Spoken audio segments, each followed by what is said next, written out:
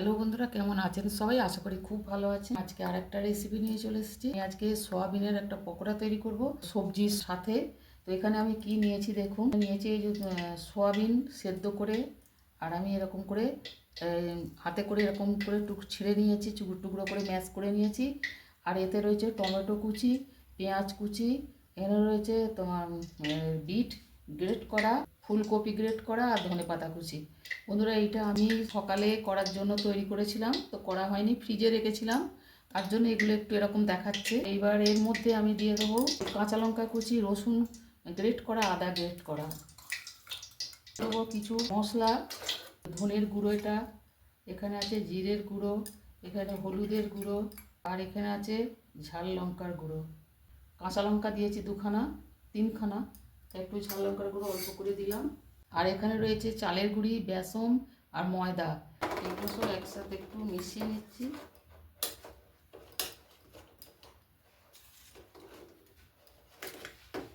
এবার এর মধ্যে এখানে রয়েছে হাফ চামচের একটু বেশি বেশি করে রয়েছে বেসন, চালের গুঁড়ি আর ময়দা। টোটাল এরকম 2 চামচ আছে। এটা দেখুন, এই 2 চামচের একটু এত বেশি, সিকি চামচের মতো এই রয়েছে। 3 রকম জিনিস মেশানো আছে। তেল দেবো, আর দিচ্ছি একটু খাবার সোডা। এবার এইটা একসঙ্গে মেখে নেব। প্রয়োজনে অল্প একটু জল দিয়ে ওটাকে মেখে নেবো। পকোড়ার জন্য একটা ব্যাটার মতো করে নেব। সাদা তেল বসিয়ে দিয়েছি, তেল গরম হয়ে গেছে। এবার এই যে মাখাটা থেকে কিছুটা করে নিয়ে আর এর মধ্যে দিয়ে দিচ্ছি।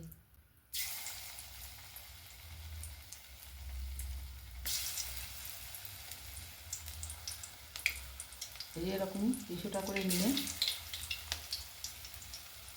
এইগুলো এইভাবে ভেজে পকোড়ার দারুণ টেস্ট বন্ধুরা। ভিটামিনযুক্ত খাবার, সয়াবিন আছে, বিট আছে, ফুলকপি আছে, তো এগুলো চায়ের সাথেও ভালো খাওয়া যাবে এবং ভাতেও দারুণ লাগবে। এটা এইভাবে দিয়ে দিলাম। এভাবে সবগুলোকে ভেজে নেব। সব পকোড়াগুলো সব ভাজা হয়ে গেছে বন্ধুরা, এই দেখুন।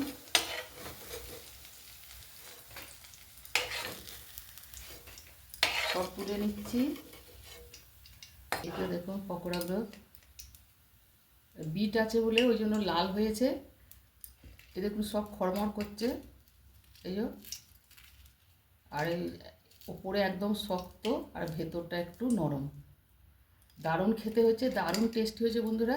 এইভাবে অবশ্যই আপনারা করে খাবেন, দারুণ লাগবে। চায়ের সাথে বলুন, ভাতে বলুন, জমে যাবে জিনিসটা। আর এইটাকে আপনারা তরকারি করেও খেতে পারেন, পোস্ত বাটা দিয়ে, সর্ষে বাটা দিয়ে, বা আদা রসুন পেঁয়াজ দিয়ে কষা, এই কারি মতো দারুণ লাগবে খেতে। কেমন লাগলো অবশ্যই আপনারা কমেন্ট করে জানাবেন, লাইক শেয়ার করবেন। আর আজকের মতো তাহলে রাখছি বন্ধুরা, আবার আসবো অন্য কোনো রেসিপি নিয়ে। জয় গুরু, জয় মাতারা।